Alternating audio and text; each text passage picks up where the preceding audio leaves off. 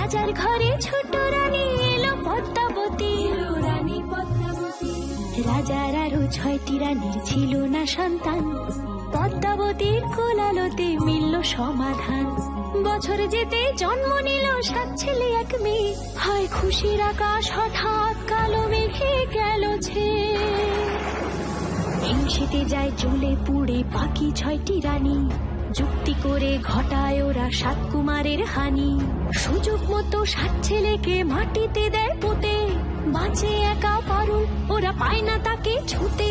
ধাইমা বাজায় সেই মেয়েকে বড় করে তোলে, 7 ভাইকে পায় যে পারুল 7টে চাপা ফুলে। এত কিছুর পরেও রাজার বিপদ যে কাটে না, সূর্য নগরে সুখের সূর্য আর ওঠে না। হিংসা বিবাদ বিচ্ছেদ আর প্রেমের কাহিনীতে পারুল বোন কি পারবে 7 ভাই চম্পাকে জাগাতে।